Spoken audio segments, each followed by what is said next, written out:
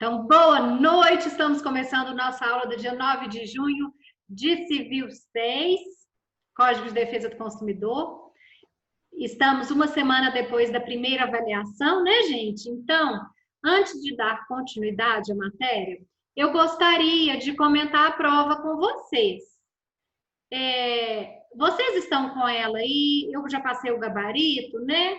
Mas eu acho que seria importante a gente dar uma corrigida, apesar ainda de eu não ter lançado as notas todas de vocês, mas vocês conseguem abrir a prova para a gente corrigir?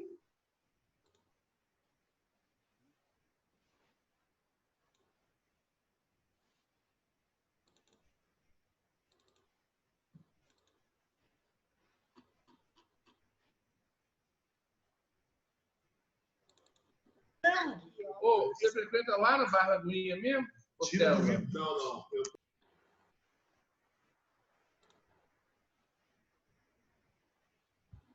Beleza.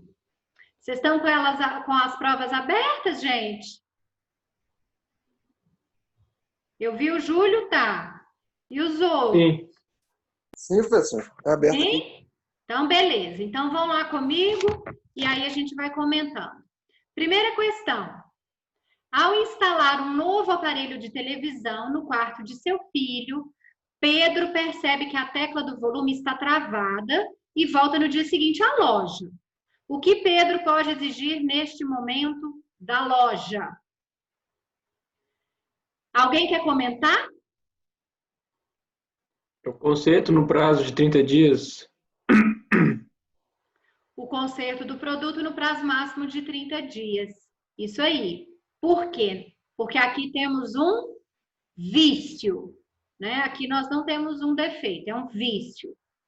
E quando temos um vício, o fornecedor tem o direito de sanar o vício no prazo máximo de 30 dias. Somente passando os 30 dias, aí sim, abrem-se as 3 possibilidades para o consumidor, que são devolução do dinheiro, abatimento proporcional ou troca por um outro produto idêntico, tá? Mas isso só depois dos 30 dias, sem sanar o vício. Alguma dúvida nessa? Tranquila. 2. Segundo o CDC, e aí a questão trata da decadência. Então, a decadência não se interrompe ou suspende. B. A pretensão à reparação dos danos causados pelo fato do produto prescreve em 30 ou 90 dias. Não, porque quando nós estamos falando em prescrição, o prazo de prescrição do CDC é 5 anos. 30 ou 90 dias é o prazo de decadência. C. O prazo da contagem da decadência na aquisição do produto inicia-se a partir da sua entrega ficta. Também não, porque é entrega efetiva e não fictícia. Por isso que também está errada. A decadência será obstada mediante a instauração de inquérito penal. Também não, porque obsta a decadência, instauração de inquérito civil, não é o inquérito penal. A decadência para o CDC afeta o direito de reclamar. Aqui está certo, né, gente? Porque decadência é a perda do próprio direito. Prescrição é a perda da pretensão. Qual direito que nós perdemos com a decadência do CDC? O direito de reclamar por um vício. Então, a resposta aqui seria letra E. Opa, é que nessa... A regra não segundo o CDC, a decadência não se interrompe ou suspende? Não, porque olha só, o que acontece? Deixa eu pegar o meu CDC aqui para eu falar com você. Quando você pega o artigo 26, parágrafo 2º, nós temos lá justamente a questão do obstamento da decadência. Então, o 26, parágrafo 2º diz: obstam a decadência, e aí nós temos duas situações, né? A reclamação do consumidor e a instauração de inquérito civil. O que é obstar? Obstar entende-se que é interromper ou suspender. Então, quando a questão falou aqui, a decadência não se interrompe ou suspende, está errado. Por quê? Ela se interrompe ou suspende sim, de acordo com o 26, parágrafo 2º, que não usou a palavra interrupção ou suspensão. Usou a palavra obstar, que é o obstamento, mas é no mesmo sentido de interromper ou suspender. Paula, mas nesse mesmo artigo, o primeiro parágrafo, a reclamação, obsta a decadência, a reclamação pelo formulado do consumidor. Então, a E estaria errada também, porque ela não é feita de jeito de reclamar, você pode continuar reclamando, não? Não. Olha só, quando a gente fala em obsta, é obsta o prazo. Tá? E quem que perguntou foi o Simão? É. Simão, olha só. Quando fala obsta a decadência, a reclamação feita pelo consumidor é a questão do prazo. Então, a situação é a seguinte: imagina você comprou um produto na loja, você comprou uma televisão, chegou em casa, colocou na tomada e ela não funcionou. Você tem um vício. A partir do momento que você tem um vício, você tem um prazo para reclamar. Se você não reclamar nesse prazo, você perde esse direito, que é o prazo de 30 ou 90 dias. Agora, a partir do momento que você reclama o seu prazo, o que acontece? Interrompe. E ele fica interrompido, olha lá o parágrafo 2º, inciso 1. A reclamação comprovadamente formulada pelo consumidor perante o fornecedor de produtos e serviços até a resposta negativa. Então, o que acontece? Isso aqui é para favorecer o consumidor. Na hora que você reclama, você exerceu o seu direito. Enquanto o fornecedor não te der a resposta negativa, o seu prazo não está correndo. Entendeu? Entendi. Aí o que acontece? Na hora que o fornecedor te dá a resposta negativa, vamos imaginar que você não tem direito a nada, seu prazo volta a contar. É mais ou menos o que a gente estuda lá no Direito Civil 1, quando a gente estuda os prazos prescricionais, que a gente estuda suspensão e interrupção. Às vezes o prazo começa, acontece alguma coisa, para, quando aquela causa some, o prazo volta. É o mesmo sentido aqui do parágrafo 2º, quando a gente diz obsta a decadência. Deu para entender, gente? Beleza. Se tiverem alguma dúvida, vocês me falam, tá? A 3 é bem tranquila, né? Quanto à desconsideração da personalidade jurídica, o CDC adota qual teoria? Teoria menor. Teoria menor da desconsideração da personalidade jurídica, enquanto o Código Civil adota a teoria maior. Essas outras teorias aí, restritiva, do requerimento do consumidor, da hipossuficiência, Em relação à desconsideração da personalidade jurídica, elas nem sequer existem. Né? Isso aí era só para fazer a questão mesmo, enganá-los. Questão 4.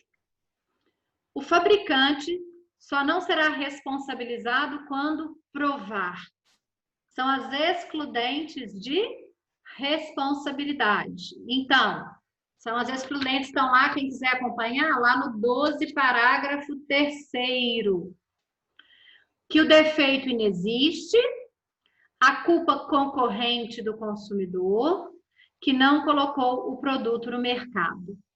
Então, aqui é excludente, que o defeito inexiste e que não colocou o produto no mercado. Então, 1 e 3. A 2 está errada, porque para ser excludente não pode ser culpa concorrente. Tem que ser culpa exclusiva do consumidor. Então, por isso que essa aí ficou errada. Podemos ir? Sim. 5, o que é o bystander pelo CDC? Pessoa física ou jurídica que adquire produtos e serviços? Não. Pessoa exposta às práticas abusivas? Não. Vítima de acidente de consumo? Sim. Né? Por que não é a B? Como é que é? É porque eu marquei essa B porque o artigo 29 fala exatamente que é pessoa exposta às práticas previstas. Certo, mas o que acontece? Práticas abusivas não são necessariamente acidentes de consumo. Por exemplo, uma prática abusiva, publicidade enganosa, é uma prática abusiva? É. Quando você é vítima de uma publicidade enganosa, você é um bystander? Não. Porque para ser bystander, você tem que ser a vítima de um acidente de consumo. Ou seja, o bystander é aquele que sofre um defeito. É aquele que sofre um fato. Você vai encontrar o bystander?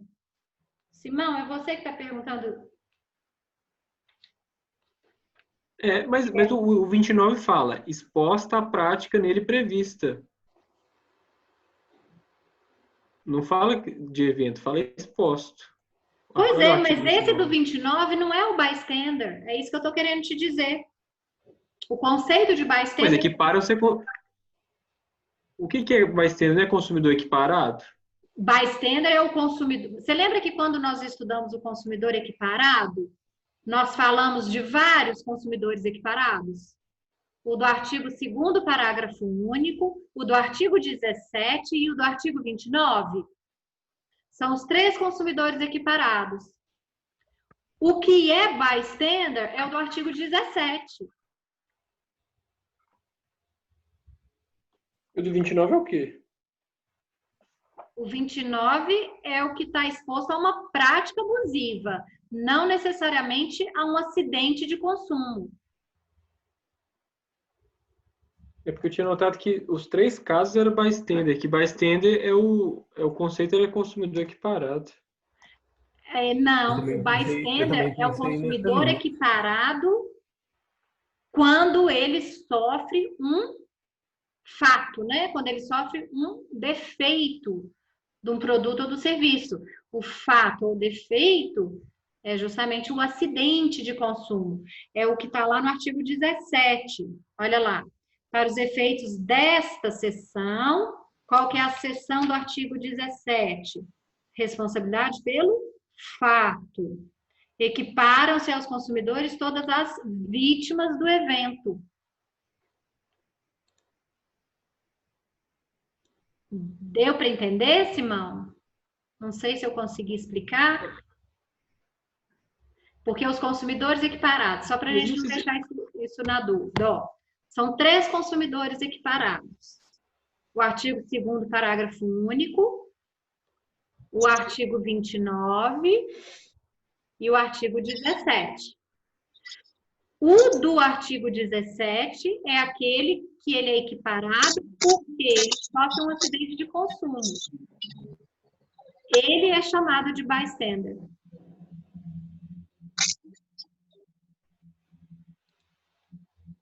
Ok? Tranquilo, gente? Podemos continuar? Beleza, mas eu achei que o bystander era todos equiparados. Isso está na doutrina, que o bystander é somente do 17? Tá sim, nas doutrinas, nas explicações. Porque o 17 fala a mesma coisa, equiparam seus consumidores. O 29 também, equiparam seus consumidores. Sim, e o segundo parágrafo único também, olha lá para você ver. Todos eles equiparam, olha. Equipara seu consumidor. Está falando a mesma coisa, não? Pela lei assim, que friamente. cada um é equiparado por uma situação diferente. Entendeu? Então, por exemplo, vamos pensar as práticas abusivas. Igual eu dei o exemplo aí de publicidade enganosa, né? Quando tem uma publicidade enganosa rolando, mesmo que você não compre, não adquire o produto, você é considerado consumidor equiparado. Porque é uma prática abusiva. Mas você está sofrendo um acidente de consumo? Você está sofrendo um defeito? Não tá, porque para ser defeito, tem que colocar em risco a vida, a saúde ou a segurança. Quando coloca vida, saúde ou segurança, aí você sai do artigo 2º, parágrafo único do 29 e entra no 17. Aí você passa a ser um consumidor equiparado pelo 17. E ali você passa a ser o bystander. Eu só não entendi por que o bystander não pode ser o do 29. Para mim é tudo equiparado, não? Mas assim, isso aí, na verdade, é um conceito que não fui eu que criei, entendeu? O conceito de bystander é vítima de acidente de consumo. Até pesquisando na internet, você acha algumas pessoas que falam que o 29 incluiria. Estou até olhando aqui. Professor, Tá. Oi. não sei se é só o meu, mas seu áudio está dando várias falhas. O meu áudio? Tá dando pique na internet, né? Às vezes dá aquelas falhinhas na internet. Ah. É a internet mesmo, às vezes falha. Tá. Se tiver pico aí, você me avisa, Marcos. Eu repito, tá? Professora, eu tive um incidentezinho doméstico aqui. Ah. Por causa do... Não, eu estava fazendo a jantinha ali, estava quase queimando, eu tive que mexer ali. Você só podia confirmar para mim que agora você está no 5, né? Só as letras certas aí, é só por desencargo de consciência mesmo. Tá. É B, E, A e C? A 1 foi letra B de bola. A 2 foi E de escola. Sim. A 3, A de amor. 4, C de casa. 5, C de casa. Tá, beleza. Ok. Tá? Então, vamos para 6. O ônus da prova incumbe a quem alega a existência do fato constitutivo de seu direito e impeditivo, modificativo ou extintivo do direito daquele que demanda. O CDC, entretanto, prevê a possibilidade de inversão do ônus probandi e, a respeito de tal tema, é correto. A. Ocorrerá em casos excepcionais em que o juiz verifique ser verossímil a alegação do consumidor ou quando for ele hipossuficiente. Essa é a certa, né, gente? Que, lembrando aqui, a inversão do ônus da prova, ela pode ocorrer por ato do juiz, que é justamente essa situação na qual ele vai analisar a verossimilhança da alegação ou a hipossuficiência, né? E teremos o ônus da prova por definição legal, que é aquela que o ônus já vem invertido lá no artigo 38, quando nós falamos de publicidade. O ônus da veracidade da publicidade é de quem a patrocina. A B está errada porque é regra e basta o consumidor alegar os fatos? Não. Ônus da prova não é regra, né? Assim, inversão do ônus da prova não é a regra. C. Será deferida em casos excepcionais, exceto se a inversão em prejuízo ao consumidor houver sido previamente ajustada. A inversão, ela não é em prejuízo ao consumidor. Ela é justamente a favor do consumidor. E a D ocorrerá em todo o processo civil que tenha por objeto as relações consumeristas? Nem todos, né? Porque vai depender da análise do juiz, justamente dessa verossimilhança ou hipossuficiência. Então, aqui, 6, letra A. Ô, professora, mas aqui na B fala que cabe ao réu produzir as provas que o desconstitua. Ô, Júlio, é você que está falando? Sim. Tá muito baixinho, vocês estão ouvindo, gente? Tá baixo mesmo o microfone dele. Tá muito baixo, Júlio, eu não consegui, eu vi só que era você. Estão ouvindo agora? Estão me ouvindo? Agora sim, agora sim. Olha só, mas aqui na B fala que já que o autor é hipossuficiente nas relações de consumo, cabe ao réu produzir as provas que o desconstituam. Eu achei que seria essa. A letra B de bola? O consumidor alega, né? E o réu tem que produzir a prova que vai desconstruir ele do que o consumidor está alegando. Já que Pois é, mas olha só. A B, ela fica errada porque, primeiro, a inversão do ônus da prova não é regra. Ela é exceção. Então, na hora que a B fala é regra, isso já está errado. E você colocar que basta o consumidor alegar os fatos, não basta. Ele tem que também provar ou a verossimilhança das alegações ou a hipossuficiência. Então, ela fica errada 2 vezes. Deu para entender, Júlio? Entendi. Acho que sim, né? Seu áudio está baixo. Qualquer coisa, você me chama aqui de novo, tá? Vamos para 7. Joana adquiriu um aparelho de telefone em loja de eletrodomésticos e, juntamente com o manual de instruções, foi-lhe entregue o termo de garantia do produto, que assegurava ao consumidor 1 ano de garantia, a contar da efetiva entrega do produto.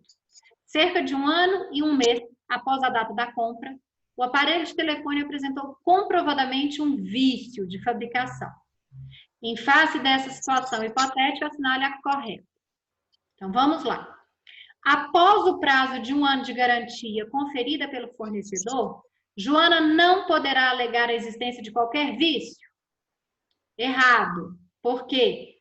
A garantia contratual soma-se à garantia legal, né? A garantia contratual é complementar. Então, quando acaba a garantia contratual, começa a garantia legal. Letra B. Joana poderá reclamar eventuais vícios de fabricação até o prazo de 90 dias após o final da garantia contratual conferida pelo fornecedor. Essa que está certa, né? Porque acabou a garantia contratual, começa a garantia legal. Ela comprou um aparelho de telefone, é um produto durável.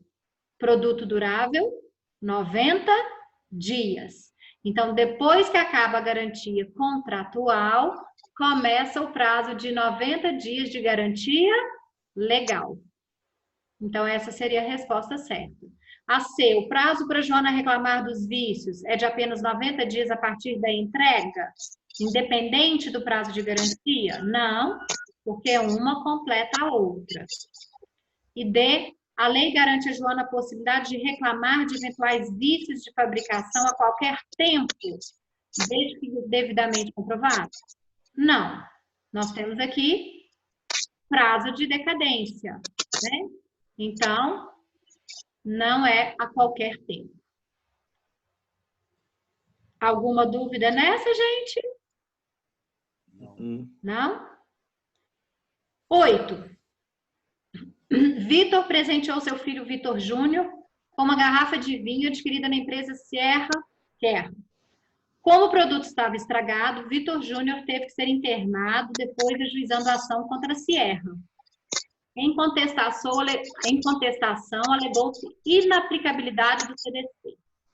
Essa alegação, primeira coisa, procede ou não procede?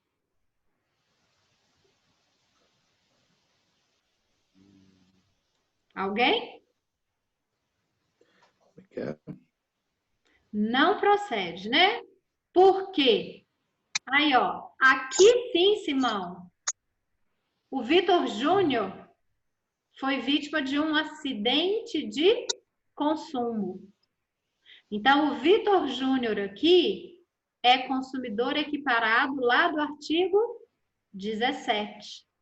Então, alegou-se inaplicabilidade do CDC. Essa alegação não procede. Letra A, né? Não procede, pois, ainda que Vitor Júnior não tenha adquirido por si o produto, equiparam-se a consumidor para fins de responsabilização civil todas as vítimas do evento danoso. Ok? Então, aqui, letra A, com base no artigo 17. Alguma dúvida nessa, gente? 9. Saulo e Bianca são casados há 15 anos e há 10 decidiram ingressar no ramo das festas de casamento produzindo os bem casados. Deliciosos doces recheados oferecidos aos convidados ao final da festa. Saulo e Bianca não possuem registro de atividade empresarial. Então, eles são entes despersonalizados. No mês passado, os noivos, Carla e Jair, encomendaram ao casal uma centena de bem casados.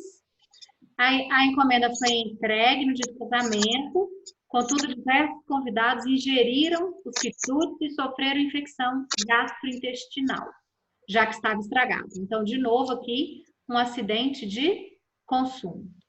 A impropriedade do produto para o consumo foi comprovada por perícia técnica. Com base no caso narrado, assinale a correta. Então, vamos lá. O casal Saulo e Bianca se enquadra no conceito de fornecedor do CDC, pois fornecem produtos com habitualidade e onerosidade, sendo que apenas Carla e Jair, na qualidade de consumidores indiretos, poderão pleitear indenização. A primeira parte está certa, né? O casal Saulo e Bianca são fornecedores. Mas não é só Carla e Jair que podem pleitear indenização, mas sim também todos os convidados. Então, a ata é errada. Embora a empresa do casal Saulo e Bianca não esteja devidamente registrada na junta comercial, pode ser considerada fornecedora, sim. E os convidados do casamento, na qualidade de consumidores por equiparação, poderão pedir indenização diretamente àqueles. Perfeito, né? Eles são consumidores por equiparação porque foram vítimas de um acidente de consumo. Então, resposta aqui, letra B de bola. C. O CDC é aplicável ao caso, sendo certo que tanto Carlos e Jair quanto seus convidados são consumidores por equiparação. Aqui está errado porque Carlos e Jair são consumidores diretos. Por equiparação são os convidados. Então, por isso que está errado. E D, atividade desenvolvida pelo casal não está oficialmente registrado, portanto, por ser ente despersonalizado, não se enquadra no conceito de fornecedor. Está errado, né? Artigo 3º da lei. Alguma dúvida nessa, gente? Não. Não? E finalmente 10? É a letra B, né? É a letra... Confirmando a letra B, né?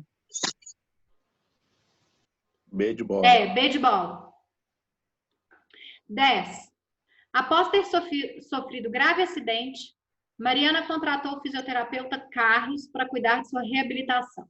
Contudo, o tratamento foi mal sucedido e Mariana, por considerar que ficou inabilitada para o trabalho por tempo excessivo em razão da ineficiência e da má qualidade do serviço, deseja ajuizar demanda contra Carlos para pleitear luxação. Nessa situação hipotética, Mariana deve ajuizar ação de responsabilidade. Primeira coisa, isso é fato ou é vício?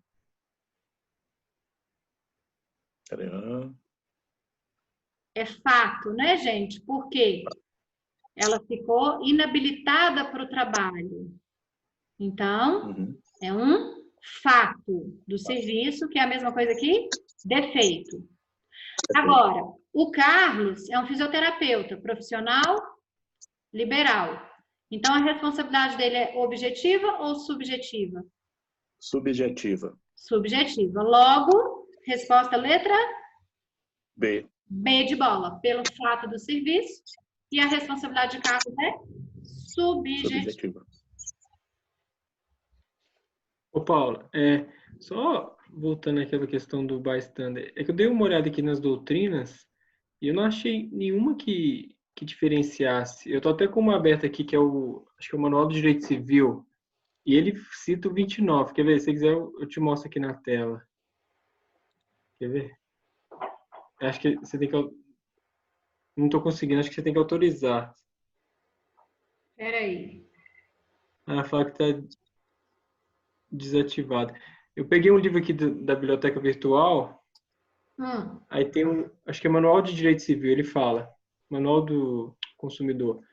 A encerrar este presente tópico como último tema, cumpre analisar o conceito de consumidor equiparado ou bystander, tão difundido pela doutrina e pela jurisprudência, retirado dos artigos 2º, parágrafo único, 17 e 29 da lei, tal. Como se nota, são as 3 variantes legais da construção. E umas 3 vezes ele fala, e cita sempre os 3, 2º, 17 e 29. Ele fala equiparado e bystander, como se fosse assim, a mesma coisa. Tá. Ô, Simão, faz o seguinte, me manda um e-mail com isso aí. Beleza. E aí eu vou dar uma olhada direitinho. Tá. Pode ser? Beleza. Então tá. Às vezes é porque você me mandou o e-mail no dia da prova. Você falou que foi no dia da prova, né? Aham. E aí, como eu recebi muitos e-mails com as provas, às vezes ficou lá no meio, por isso que eu não vi.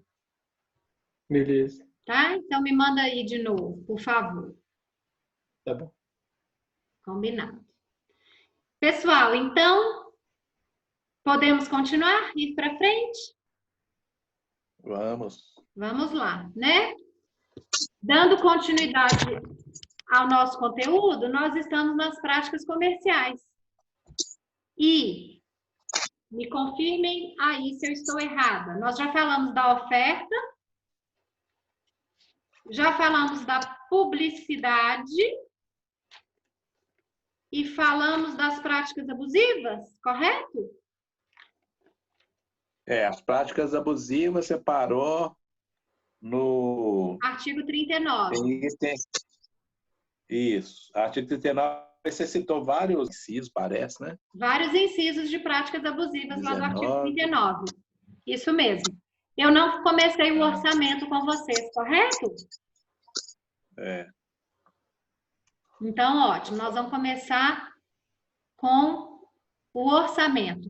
O Júlio está pedindo aqui para eu repetir o gabarito. Alguém, por acaso, anotou, gente? Porque eu fui corrigindo a prova sem anotar. Alguém tem ele aí na sequência? Tem, peraí. Aí, Júlio, o Juarez vai falar, porque eu fui corrigindo e fui falando, eu não anotei. A minha anotação não está aqui. O Juarez vai falar para você. B de bola, E, A, C, C, A, B, A, B, B. Deu certo, Deu aí, Júlio? Ah lá. Beleza. Beleza. Jóia. Obrigada, Juarez. Ah, Então, continuando, pessoal, vamos começar mais uma prática comercial, que é o orçamento. Orçamento é bem simples. Nós vamos analisar o artigo 40 do CDC. E a questão é, o fornecedor, ele pode fazer o orçamento da forma que ele quiser. Inclusive, ele pode colocar no orçamento o prazo que ele quiser. A questão é, se ele fizer um orçamento sem especificar qual é o prazo de validade daquele orçamento, o CDC estabelece para a gente.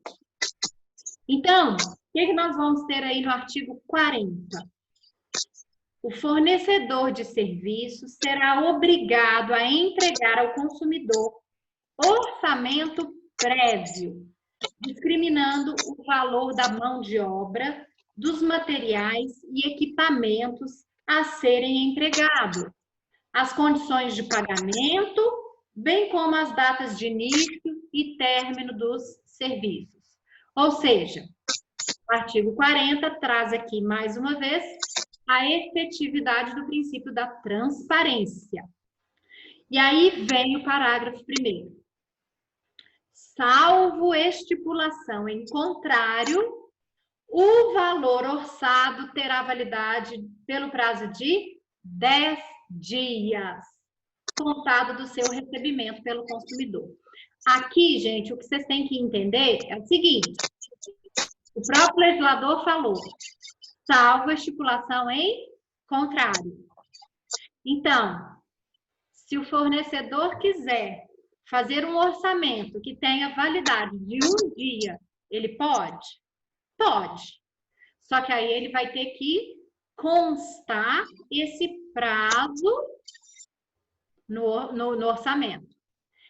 Se o orçamento for silente, aí a lei falou que ele tem validade por 10 dias. Não sei se alguma vez vocês já passaram pela situação na qual vocês perguntam o preço numa loja de alguma coisa e vocês pedem para o vendedor anotar. O vendedor se nega a escrever e pede para você escrever. Em vez dele pegar o papel e escrever, ou o cartão, ele pega a caneta e dá para você escrever. Por que que às vezes eles fazem isso, gente?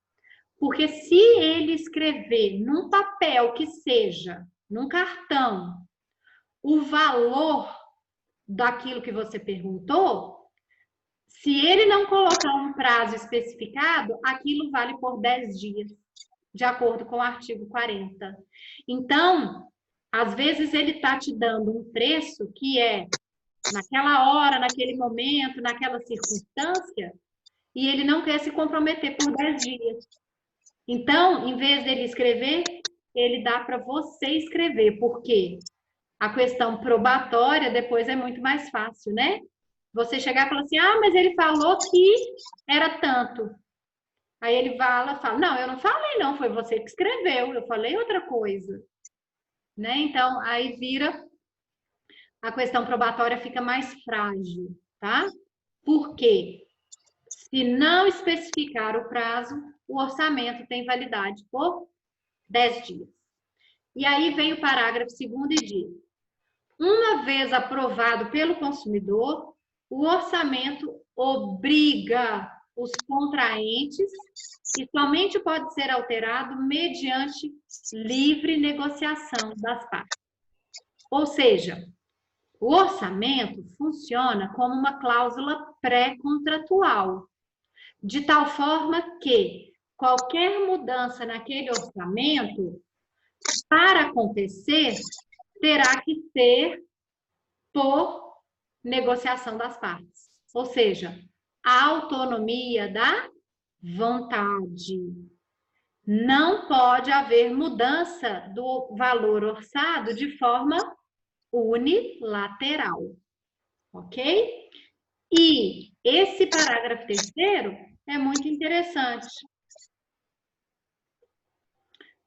Juarez, eu vou desligar aqui seu microfone, que o Marco falou que está dando repercussão lá, né? Tudo bem, mas até esqueci de desligar, mas aqui em casa está tudo silencioso, mas tudo bem, pode desligar. Hein?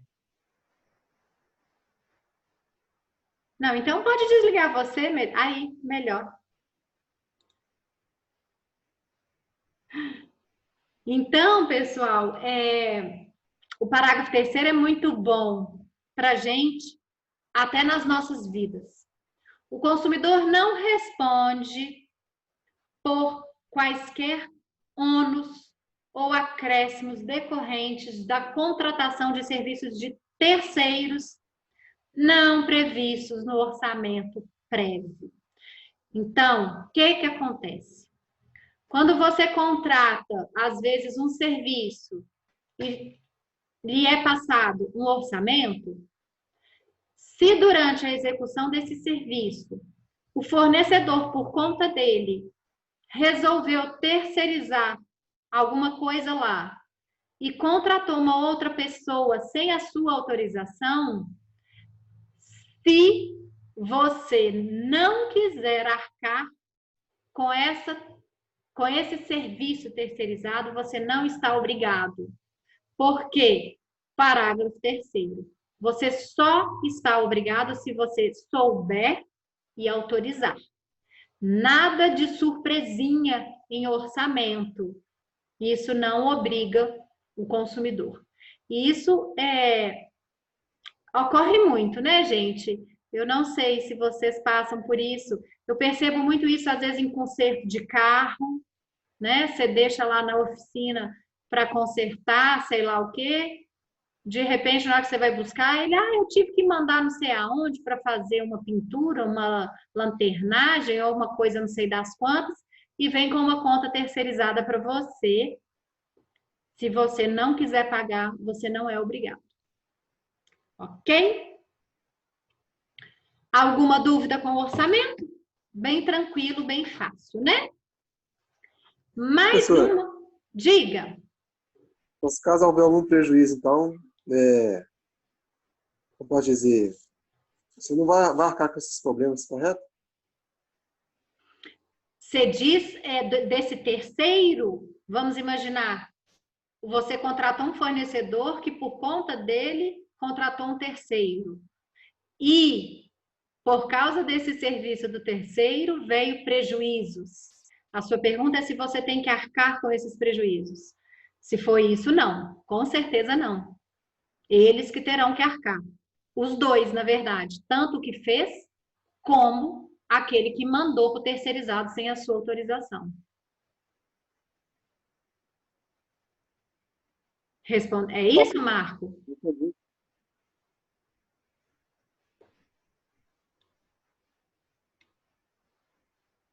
É isso mesmo? Tirei sua dúvida? Professora, não sei se é isso. Resumidamente, foi o que como posso dizer, o que a senhora explicou sobre esse serviço terceirizado. Você pode repetir esse termo aí, por favor? Sim. O que acontece? Quando você contrata um serviço, vamos imaginar, vamos pegar exemplo de carro, que é bom, é fácil de você visualizar isso. Você bateu o seu carro, aí você mandou para uma oficina. Lá nessa oficina, a oficina A te passou um orçamento. Nós vamos fazer isso, tantos reais. Ok, você autorizou, deixou seu carro lá. Quando você vai buscar, a oficina A chega com uma continha para você da oficina B, falando que, olha, precisou fazer um serviço de lanternagem que a gente não fazia aqui, então eu levei lá na oficina B e fiz, e tá aqui, deu tanto. Se esse terceirizado não tiver sido aprovado por você, você não está obrigado a arcar com esse custo. E se o que ele fez causar ainda um dano, aí que você não tem responsabilidade mesmo, porque você nem sequer autorizou aquele serviço. Tá? É isso que o parágrafo 3º do artigo 40 está dizendo. Ou seja, o consumidor só se obriga pelos valores orçados que ele souber e aprovar.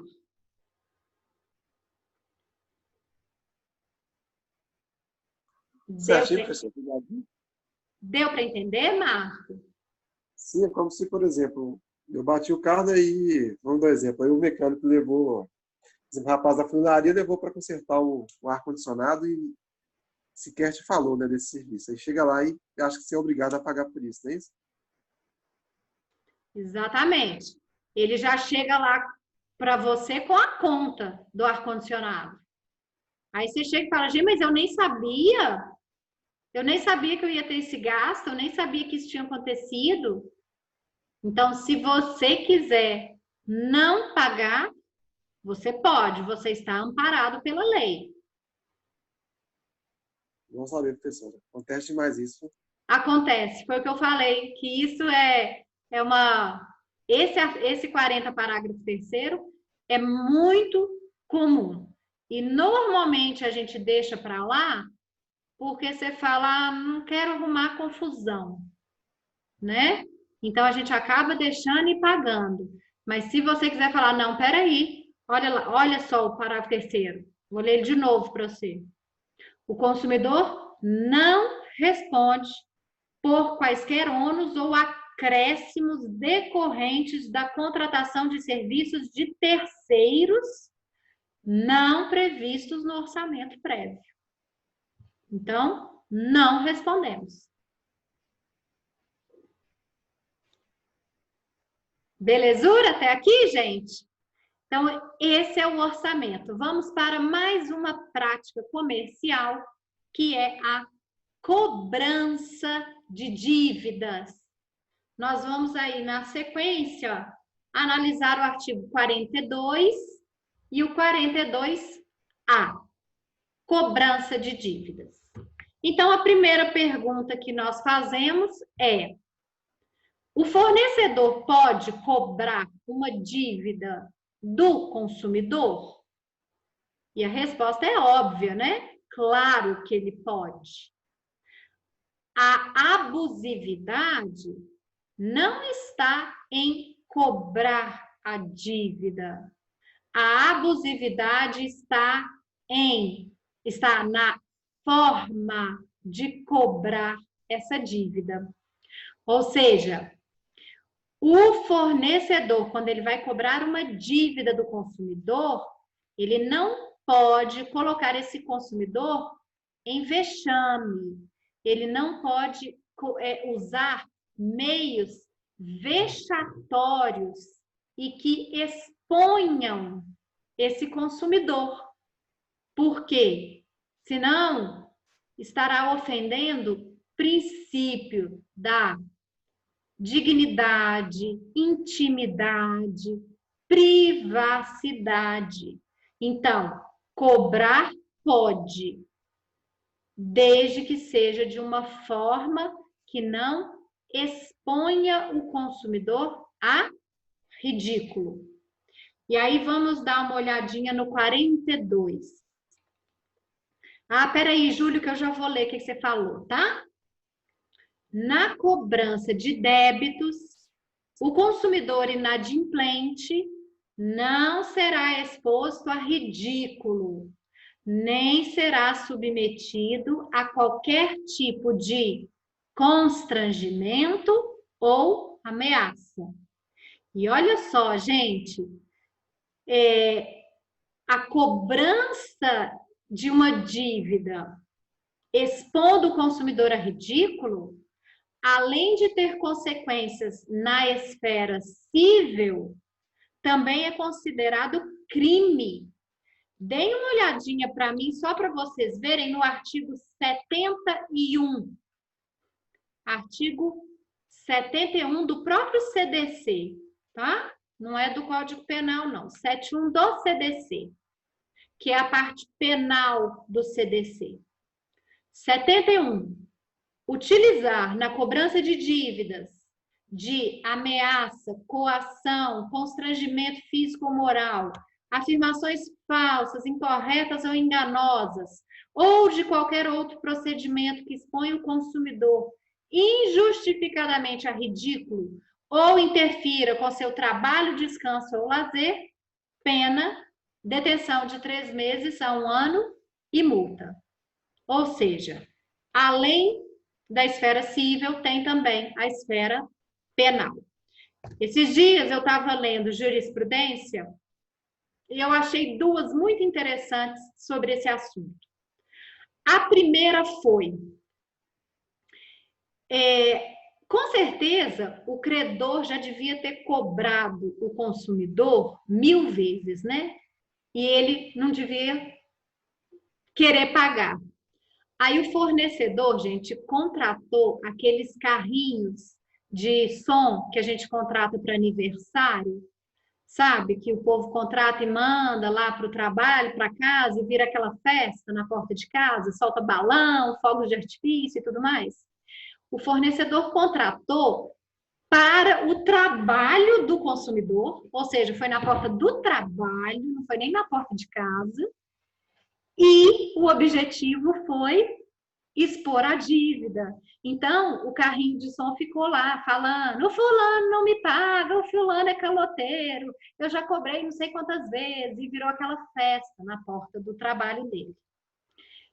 O consumidor entrou com uma ação de indenização e, obviamente, que ganhou. Por quê? Cobrança expondo a ridículo. Não pode. E há outro caso que eu também achei super interessante, principalmente porque eu lembrei da cidade que a minha família que isso acontecia demais. Não sei se tem alguém aqui de cidade de interior pequenininha que já passou por isso.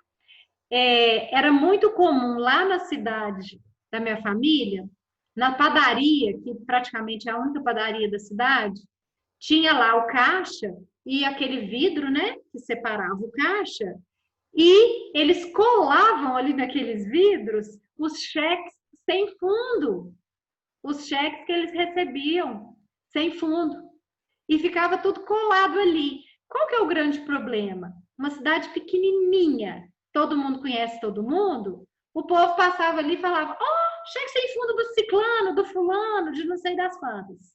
Então, todo mundo ficava sabendo que ele devia. Eu vi um caso também que isso aconteceu e o consumidor entrou com a ação de indenização e ganhou com base nisso. Cobrança de forma vexatória, né? Não pode. Tá certo?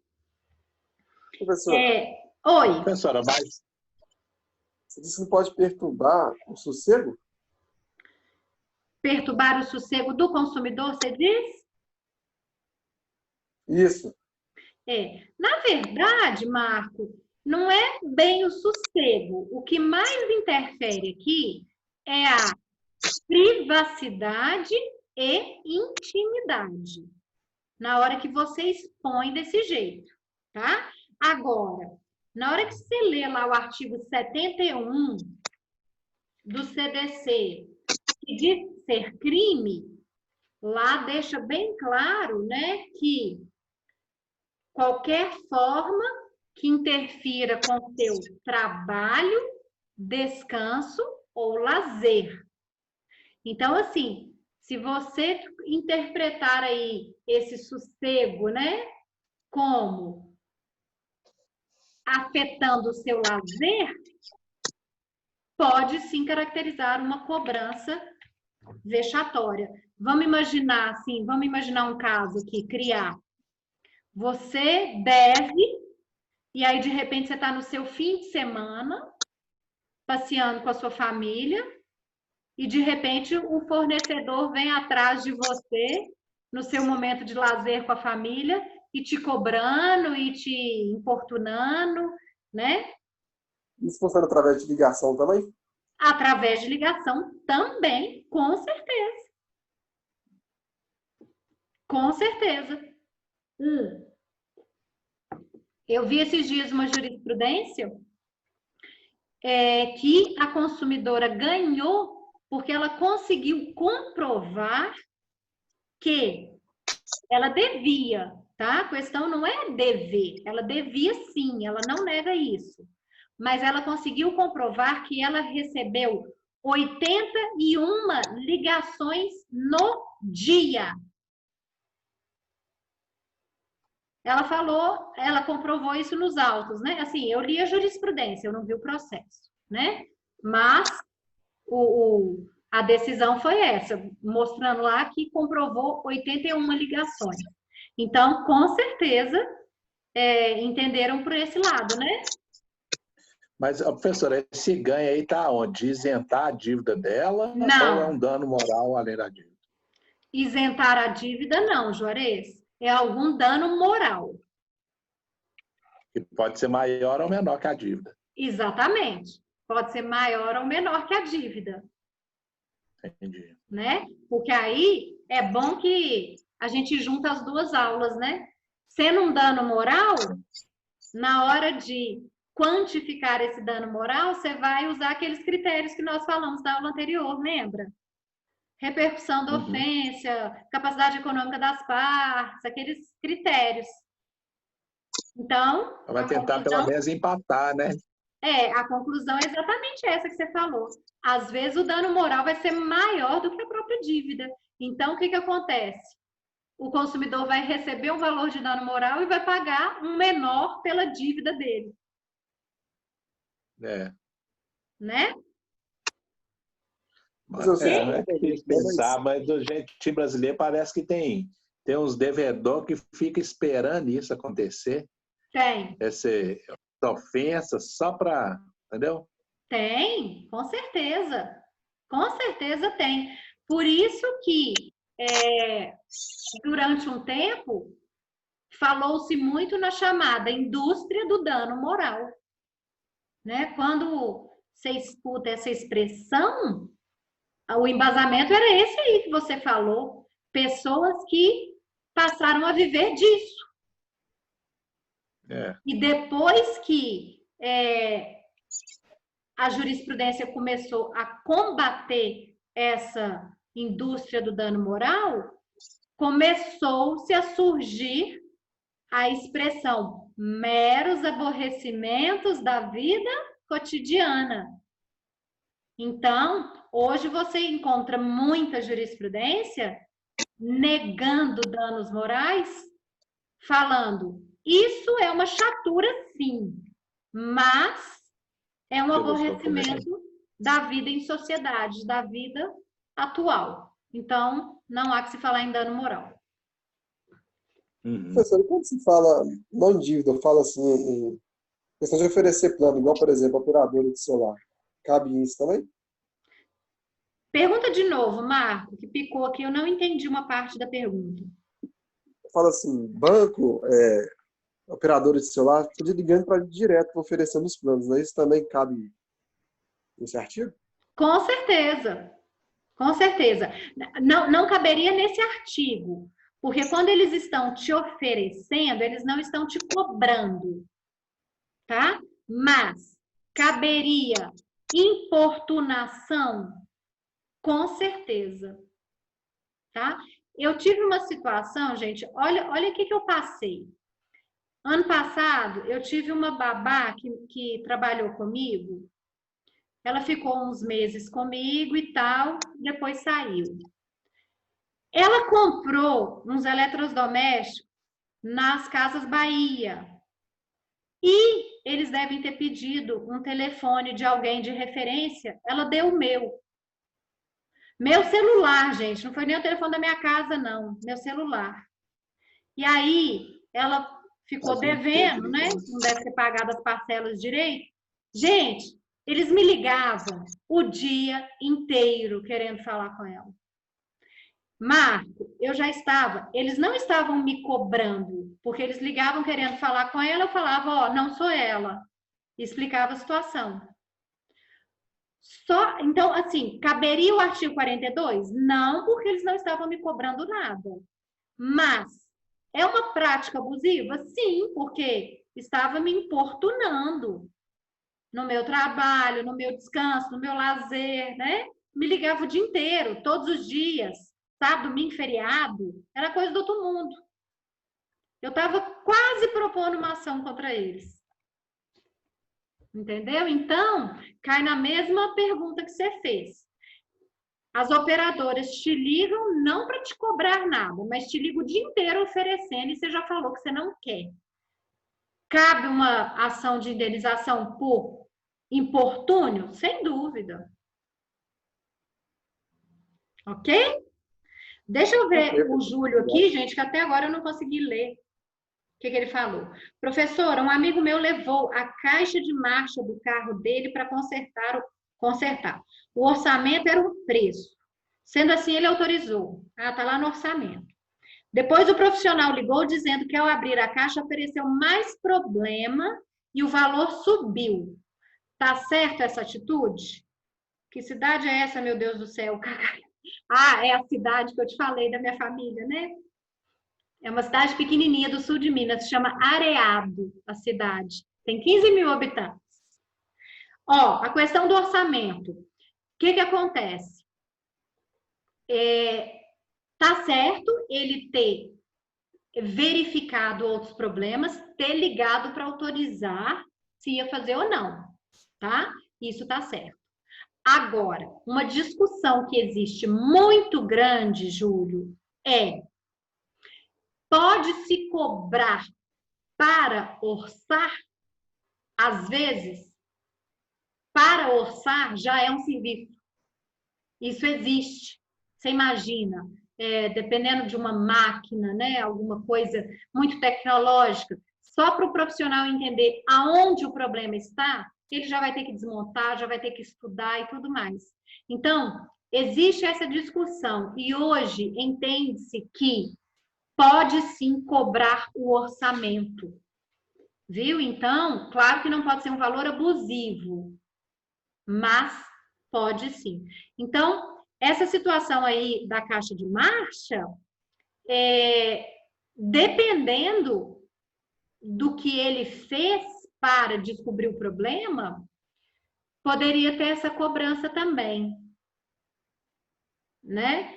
E se ele ligou para avisar que na hora que abriu surgiram outros problemas, eu não vejo atitude errada aqui, não.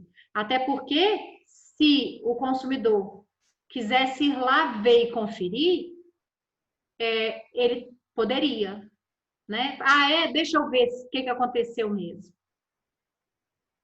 Tá? E você tá falando, Júlio, que conhece lá.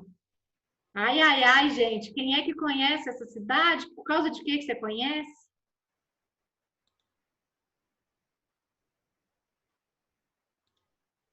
É uma cidade de 15 mil habitantes, é um ovo, desse tamanhozinho.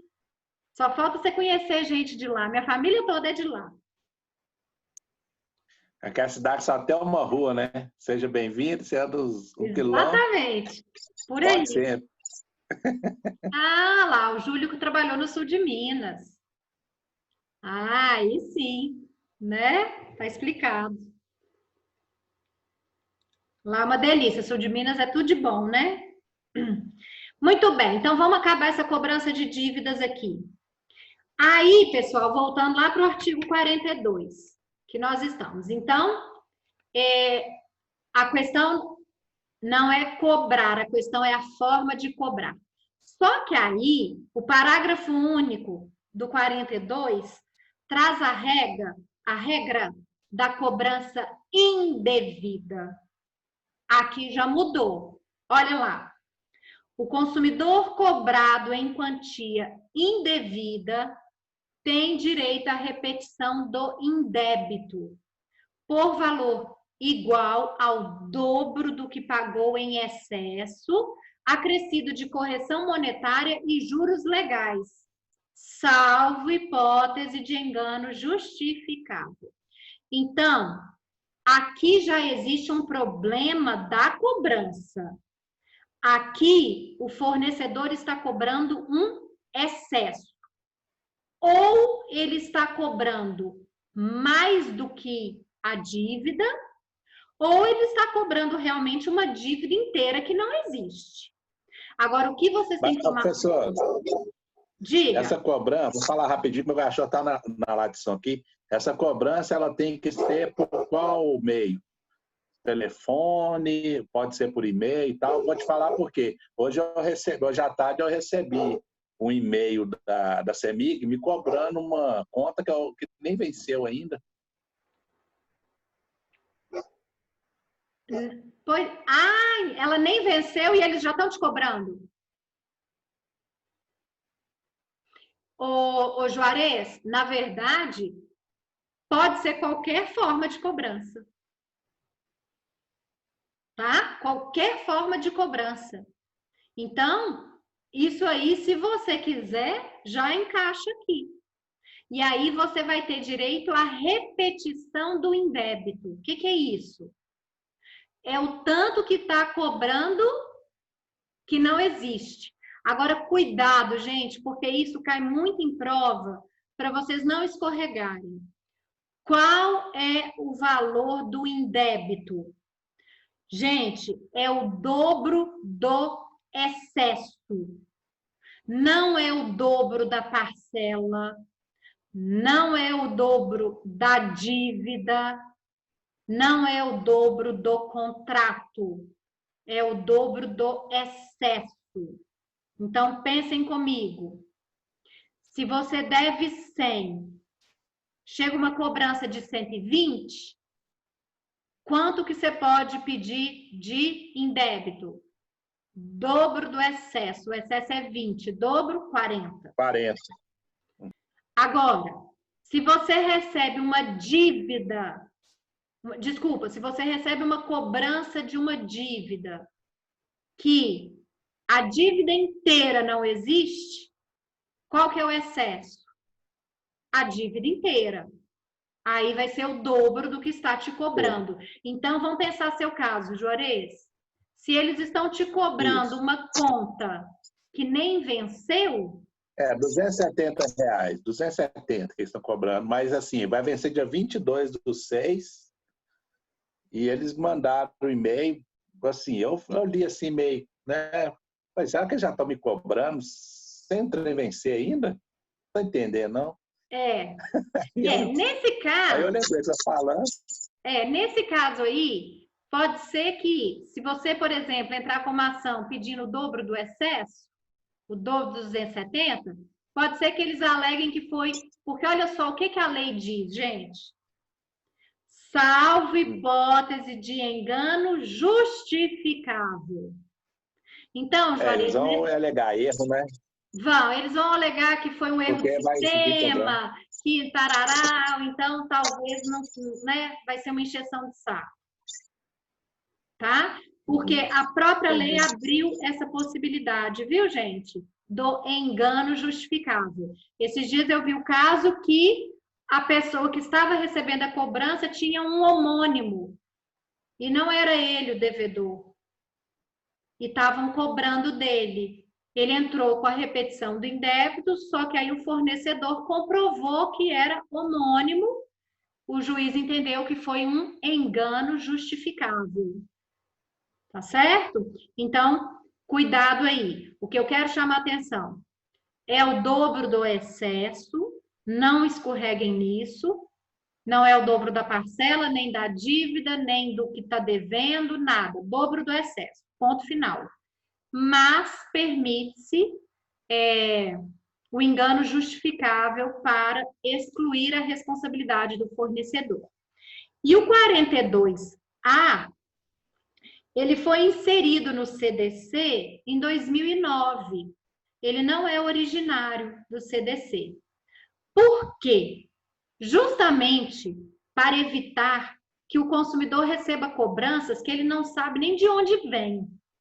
Se ele receber uma cobrança, ele tem que saber exatamente quem está cobrando para, se ele quiser exercer o direito de repetição de indébito, ele tem que ter os dados para isso.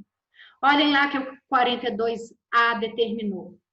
Em todos os documentos de cobrança de débitos apresentados ao consumidor, deverão constar o nome, endereço, CPF ou CNPJ do fornecedor. Para quê, gente? Para, se o consumidor quiser exercer o direito de repetição de indébito, ele tem que ter os dados contra quem exercer. Combinado? Alguma dúvida até aqui? Se tiver uma dúvida, professor, pode? Claro! Quando a gente recebe dívida, cobrança de dívida que não é da gente, fala assim, eles procuram outra pessoa, sendo que não é a pessoa referida, né? Isso também cabe nesse caso? Marco, não entendi. Fala de novo. Fala aqui, professor. A senhora chama Paula. Aí vamos que eles estão te cobrando uma dívida de Isabela. Certo. Isso é como já aconteceu comigo já. Isso caberia no CDC? Olha, caberia, não aqui como cobrança indevida, porque não estão cobrando de você, tá? Isso já aconteceu comigo também. Eu fiquei muito tempo recebendo uma cobrança de uma tal de Débora, e ela chegava para mim. Caberia eu pedir repetição de indébito? Aqui, eu fico um pouco receosa do fornecedor entrar justamente nesse engano justificável. Tipo, não era você que a gente queria, tá aqui, não era o seu nome, né? Foi realmente um erro. Mas, se isso for uma constância de forma a causar um incômodo, um importúnio, caberia sim, não com base na cobrança indevida, mas com base naquilo que nós conversamos, de incomodar o consumidor. Está me incomodando, eu já falei que eu não sou essa pessoa e vocês continuam vindo atrás de mim como se eu fosse. Entendeu?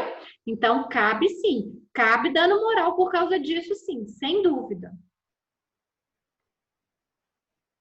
E de SMS? Eu recebo SMS direto do Bradesco, do Banco do Brasil, cobrando dívida de outra pessoa. É exatamente isso, Juarez.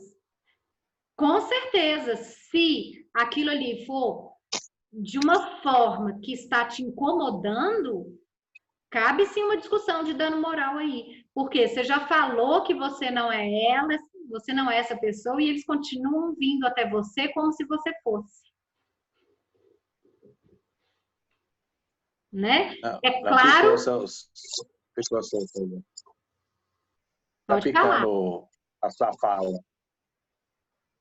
Não, então, mas no caso do SMS, eles não me dão a possibilidade de responder. Pelo menos tinha que mandar, assim, aquelas inteligência artificial. Você é Sebastião? Sim ou não? Entendeu?